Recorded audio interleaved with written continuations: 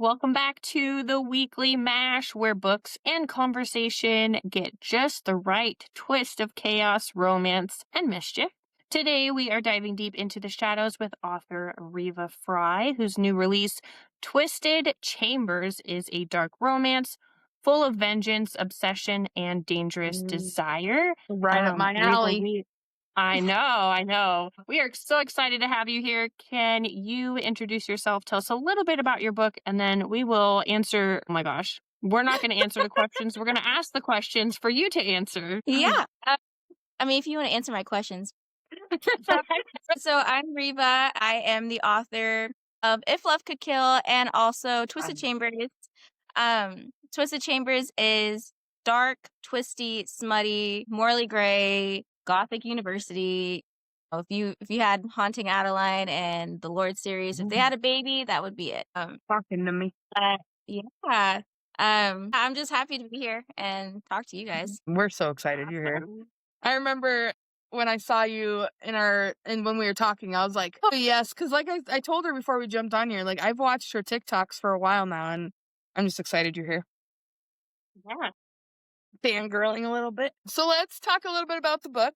For listeners who have not met Dimitri and Serena, can you give us like your spoiler-free elevator pitch of Twisted Chambers? Yeah, so Dimitri is this Irish morally gray biker who is on the hunt for the secret society, who ended up killing his family when he was younger. And then while he is on this hunt, he meets Serena, this little Siren, and she is a student at this Gothic university called Cavendish University. And he obviously stalks her. He sends her cute little texts saying, I see you, come find me, all those little cute texts. Then, she ends up getting wrapped into this world of this underground secret society, and he is trying to keep her from all of that. So, yeah, that is their dynamic, and it is hot and steamy. Secret society books. Yeah, it sounds so good. Yeah, I lots do. of illegal stuff. My TBR is insanely long, and I'm adding to it for sure. Every time But we talk to somebody, we always joke about how we're like, we're just gonna bump that up here. Just move Right to the top. I always buy the book by the time we're done with the podcast, which I want to have all the books anyway, but like sitting here talking to you guys, I get really bad, and I always buy the book before I'm done. I could never have a podcast with authors, because then I would just buy. Like my bank would not accept that. Suspicious activity. I think mine's used to it by now. My husband's like, goodness. did you buy the book before you left your little room? I'm like, yeah. He's like, okay. Then he goes and buys football cards, so we're even. I think you're even. Well, that works. Too funny. I know. Oh, man. Okay, so you said Dimitri is described as being consumed by vengeance, blood, and darkness. So what drew you to create a character who walks such a morally gray and sometimes pitch black path? So I feel like a lot of us who write dark romance has a dark past, either with family or essay or something happens to us that like just really, even if you don't have any trauma, I feel like we all have a past. And so I wanted to form a past that would make sense to the story and to him and what would lead him to Serena. Great answer. Yeah. I'm telling you, terrible. I got to stop with this. I'm telling you. Yeah. I know she's already like typing away. Go buy it. Shipping information. Yeah, I'm terrible. The Prism organization adds a black market underworld feel to the story. Ooh. What inspired this element, and how did you weave it into the romance side of the book? So I feel like I got a lot of my inspiration from a lot of the dark romances I read myself, like within the past few years. But I also wanted to highlight what really happens like in our world. I want to talk about the things that people don't talk about and that are afraid to talk about. So, sex trafficking and drugs and black markets. And I really wanted to incorporate that into the story and just kind of, say, hey, this is what really happens in our world. Yeah. But also bring a bit of romance and a sort of like a happy ending towards the end. Yeah. So that was one thing I loved about HD was when she brought in the sex trafficking into Haunting and Hunting Adeline, I felt like it made a lot of people uncomfortable, but it's like you said, it's because nobody sees it. You Mhm. need to There's be like a Nobody goal. talks uncomfortable to be about it. comfortable, and you're never really going to be comfortable with those topics because nobody wants.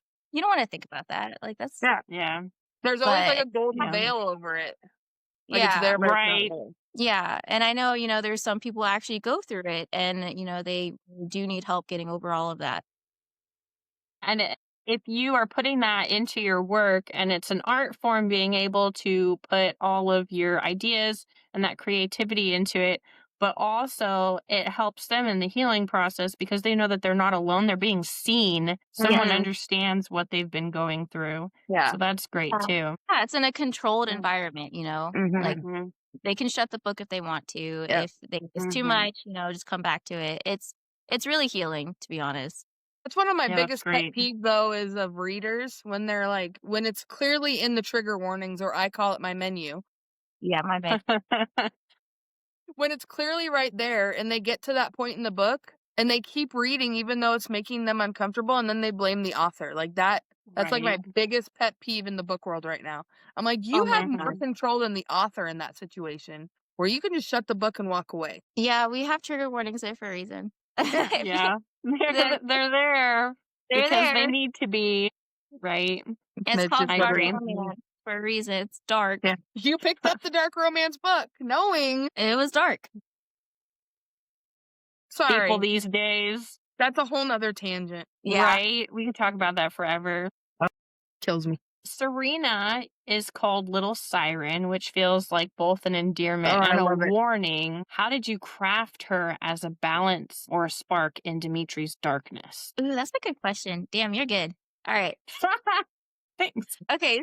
But I wanted to call her Little Siren. For one, she has red hair. Like she has Ooh. really red hair. So when I pictured her as, a siren, like Little Mermaid, like red hair. So there's that. And then I wanted her to really bring out Dimitri's light side. He's all about vengeance and blood and revenge. I really wanted her character to bring out the good in him and, show him it's okay to trust. But for her also, because she doesn't like commitment, everybody in her life has left her. She's been from orphanage home to orphanage home. I really wanted his possessiveness to say, hey, you're not going anywhere, and really have that secure spot in his life for her. So yeah, they really just worked really well together, and I loved it. Dang it. Yeah. God. Yeah, they really I'm a just meshed well sucker. together. Like the hot and cold, go well. Yeah. But Yeah, that made for me aspect is really nice when you're reading a romance. I love that. he might stalk her and be very possessive, but that's just him Oh, showing God. like, hey, you're not going anywhere. Like, I'm not leaving your life like everybody else has. Gosh, I love me dark romance books. Can I just tell you that? I'm terrible. I made a room. I know I just stuttered a lot and I'm really sorry. I made a book room because I had like a little area in my bedroom and I quickly outgrew that. And I was moving all my books and I'm like, oh, I'm going to have a whole dark romance shelf. But I trade my books unless they're like indie author books. And I'm like, I'm just going to have a whole shelf full of dark romance. I don't even have a full shelf. And I get so sad because I want to read a dark romance, but at the same time, I'm like, but then my shelf's going to really be empty. And I'm going to have to go Yeah. buy more. Dark romance is that's my. What a problem to have. Yeah, what a bad problem. I know. Darn. Dang it. Love me dark romance. Dark romance is like my baby. My baby. Yeah. Really good. So let's talk about your writing. Dark romance often blurs the line between villain and hero. How do you approach writing morally gray, complex characters like Dimitri? God damn it. I love it. I really wanted, I don't know. I feel like, so the hero does things to save, there's a line that I like. A hero does things to save everybody, but a villain will save who he loves. I don't know how to Ooh. explain it. Like I love the expression, he'll let the world burn for you because he knows what he wants and he knows, that's his person. So I don't know. It just comes to me. I'm just a dark person, you guys. I'm just a dark We could be person. friends. I'm telling you. We could be best Well, friends. I mean, that's perfect for writing dark romance, so it works for you. I really like that though. How you said that the villain will save the one he loves, but the hero will save everybody. Save everybody, yeah. Mhm. Yeah. So Kinda. I mean, it might need to go on a shirt. yeah, he might Uh-oh. even like the hero might sacrifice the one he loves for everybody else, but the villain will sacrifice everybody else for the one he loves, and that's kind of how And I maybe even himself. Yeah. maybe even himself. Oh, I just got So goosebumps. good. I know. What was the hardest scene to write emotionally or technically in Twisted Chambers? Without giving spoilers. I can't talk about that one. It's at the Okay. end. That's all right. And I think when a Yeah. lot of people get to that point, they either end up crying. It's a happy ending book. It's got to have a happy ending. But there is because a I can't do scene a non-happy where ending. yeah, it's a happy ending, but there is a scene in there, and I even cried killing this person off. It's like, Oh no! I'm like, no, because you really get to love the personality in this person throughout the book. We've been warned. Yeah. Tell me what chapter, because I'll skip it. My God, I love this person so much, and it's just yeah. I know. That's okay. All the No, it's feels. not. That's what I like. the It's all the feels. I mean, it wouldn't be dark romance if it didn't have all the feels. True. Very true. Sorry. She's No, just don't like be lost in her sorry. thoughts over Your here. book. Sorry. I know. It's your book. It's your story. I'm just here to read it. Yes, Yeah. exactly. Yeah. Definitely. It's your turn, lady. Are you sure? It's your turn. Shut there. What do you mean by that? I don't know, Miranda. What do you mean by that? Because it's a dark theme in the book, you Mhm. need to balance like the love story, and then you said like there's those emotions, maybe with Oh, yeah. loss. So how do you balance it all so that instead of readers just focusing on the dark stuff, they can be equally invested in the love story that you're portraying at the same time? I mean, I think with love, I mean, you get both the dark and the good side. Love isn't just good. It's hard. It's fucking difficult, and you just gotta Yes. keep pushing. And it's got your dark side. So I think love and dark really just mesh well together because it's not all sunshines and rainbows. Thank you. Thank you. Thank you. Yes. Love is fucking hard. 100%. Yeah. It's Mhm. all. See, we're on the same page, Miranda. You can go with your sunshine and rainbows. Sunshine and rainbow. You're gonna have challenges. Mm-hmm. Didn't say anything about love not being challenging. Nobody said that. But so I like, there's this thing that I always like refer to, and it's, you don't replace the house if the light goes out, you replace the light bulb. So like there's always going to be light bulbs going out or things getting broken, but you just have to fix them and move on. So that's kind of my, I mean, yeah, exactly. I mean, you're not gonna, yeah. don't break what's not broken. But I like a Right. new house. I like it. I feel like there's a backstory to this. There's no backstory. She just likes to be like snarky to her husband. I do. Much so. It's our love language. He probably loves it. He does. pretends to love it, and I'm just kidding. He gives it right back. He's got to go along with it no matter what. So, He's stuck with it. my goodness. If you ever cheating on me, at least make sure she's rich. At least make sure she's rich. He used to tell me if I cheat on him, make sure that I like get pregnant so that I can get like child support. Child support. Picturing rich Wowzers. man, Okay. there could be more. I don't know. Okay. I don't even know how to Miranda's like, respond okay. to that. You guys are silly. Oh, Ash. Okay.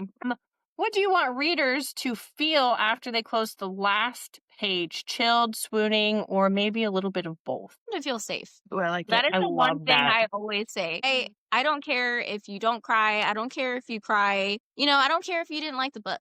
Like, I just want you to feel safe. Like you were comfortable reading the book. That's awesome. Yeah. That is the best answer. You know, I love that we so asked much. that question a lot, and I think that one was my favorite. Yeah, Yeah. definitely. You don't have to like the book. I just want you to be comfortable with it. Yeah. Safe. I like it. I like it a lot. A lot. Mm-hmm.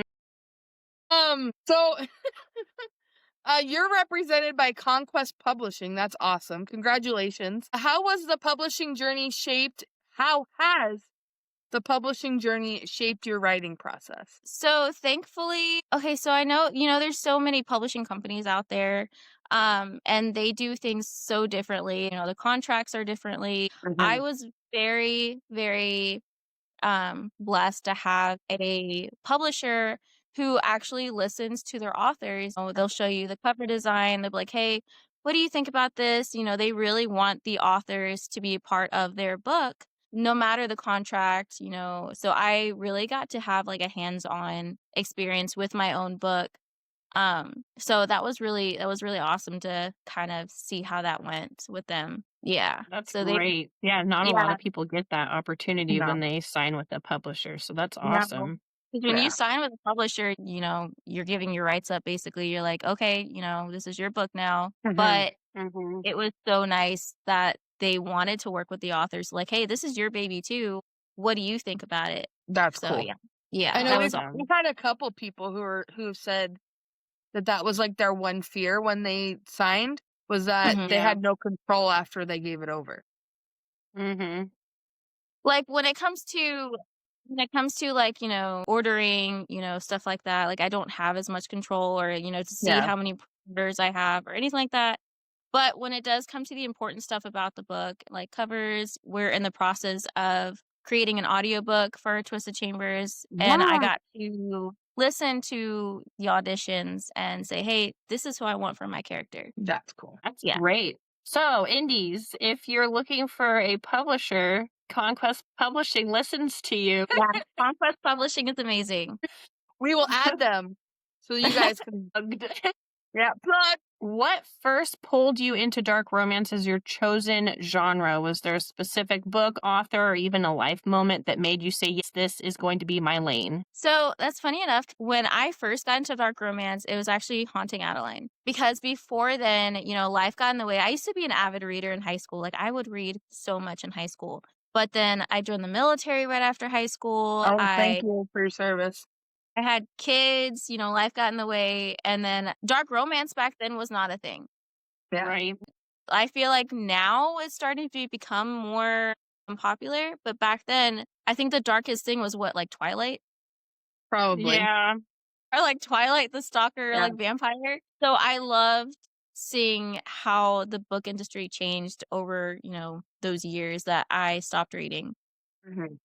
So once I picked that up, I was like, "Oh, I really, really like this." And then I just never stopped. I think Haunting Adeline was the one that got me into dark romance. I was kind of afraid of it because of the one scene, Yeah. and now I'm like, oh girl, this one's got a knife scene. This one's got another knife scene. And I'm You know, like, bring it on. funny enough, Bring it. that scene didn't bother me. It didn't bother me either when I actually read it. But Yeah. like when I I heard could about the always book mess and it I up. heard about that, I was scared. I'm trying to think of the first dark romance I read when I first started reading again, like recently. I want to say it was Feathers So Vicious, but I don't know because I know I read that one before Haunting I'm reading Adeline. the second book Yeah. right now of that Feathers So Vicious, and It's I so good. love it. It's so good. I'm in the middle of reading the So second book. I'm gonna have to read it now. It's like a I've been wide trying shoes. to tell you. It's like a wide shoes and then like not a wide shoes. It's weird. Yeah. It's It's good. a problem right now. Feathers So Vicious is more of like a romantasy because I'm starting to kind of dip my toes into like romantasy. Like I've done Fourth Wing, Mhm. I've done Yeah. Akatar, like I'm starting to work my way into more like dark romantasy. Yeah. Yeah, I would say it's probably a dark romantasy if you were going Yeah. to like pinpoint because I mean, he's I like really mean. Yeah, because I didn't know there was a difference between just like regular romantasy and like dark romantasy. Yeah. Yeah. I was like, I'm gonna stick over here. Yeah. We'll stick in our dark lane where we like it. Just Like- darker fairies, boys. Yeah. Love me a bad boy. Okay, another one of our favorite questions to ask. If Twisted Chambers were adapted for film or TV, who would you cast for Dimitri and Serena? I don't know. That's so hard. Like, I don't know, because those are my babies. So I would Mhm. really, really have to like say like, hey, this is who I want. Like, really go down a list because Yeah. I don't want just anyone, playing yeah. my baby. Right. So I would normally have to do it. if an author like isn't sure, we just recommend if viewers have read the book, then they can tell us who they think might be a good fan cast in the comments. Yeah. And Riva can go, no, that's nothing like what I was picturing. Like You know, like it's like I Tinder. don't think so. It's like Tinder. I should make like a Tinder for my book. Just swipe, swipe, swipe. Goodness. What's something about your writing routine that would surprise people, like candles, playlists, midnight writing sprints? Is there anything interesting that you do while you're writing these amazing stories? I have to be comfy, so I have to have like a sweatshirt on. Yes. I have to do it at night because, I got 2 little ones, so it's kind of hard to sit down and just write. Mm-hmm. I have to have my tea. So, but yeah, that's usually, or I have music in the background for each scene that I'm thinking of. Oh, that's cool. Yeah. Like the book I'm writing right now is Twisted Chambers 2. So I have a lot of like violin rap playing in the background. Ooh, Yeah. A lot of violinists. I I'm like so that. excited. And I haven't even read the first one yet. I know. Yeah. Let's talk about like Underground Fight Club meets like violinist. Mm. Yeah, I'm game. I am in. Sold. Just making her lick her little bow a little bit. Girl. Just say sexy violin. Girl, I'm in. In. Yeah. Don't have to tell me anymore. I'm in. You had me at, hi, welcome to the book match. Hi, welcome. Yeah. We're funny. Mm-hmm. Yep. So this is our favorite part of the whole segment. We're going to do a quick lightning round. So quick Okay. fire, answer questions. You kind of already answered it. Well, you did already answer this. Right? Late night or early morning? Yep. Enemies to lovers or forbidden romance? Enemies to lovers. Oh, yes. Kill off a character or give them a redemption arc? Kill off. No. They're done. Yeah, we got a hint of that already. They done. Coffee, tea, or something stronger while writing. You already showed us your teacup. Big. See, I'm not a fan of tea. I love I tea. wish I'm I not could be. either. I wish I could That's be. okay, though. If Dimitri had a dating app bio, what would be his one-liner? If I stalk you, I like you. Yes. Okay, so that was it for our lightning round. The next question I had you answered already, too. I Can readers know. expect more books in this dark, dangerous world? Yeah. We follow Damien, who is his right-hand man, so we're gonna follow his story. I'm so excited. Dang it. Brian, turn off your phone. I gotta buy another book. Gotta buy another book. Another one. Riva, we're so thankful that you came on and joined us. Thank you for giving us a peek into the twisted, shadowy world of Twisted Chambers. Oh, I almost sounded like Boston there for a second. Oh my gosh. You got And for our listener, if you're ready to dive deep into Dimitri and Serena's dangerous game of possession, you can grab your copy on Amazon. We'll also put the purchase link below. Go follow Riva on TikTok. Where else are you at? Instagram and Threads. Nice. I'm still getting into Threads. I use it like in my diary. Ooh, I never thought to do that. That's a good idea. That's Yeah. a good idea. Yeah. So, but we'll have everything posted below. Everything Riva. We're so excited. As always, don't forget to follow the Book Mash on Instagram. Join our Discord for more discussion, recommendations, maybe a few spoilers. And until next time, keep reading, keep mashing up your TBR, and don't forget to trust the tall, dark, broody guy with a vengeance streak. Thank you, guys.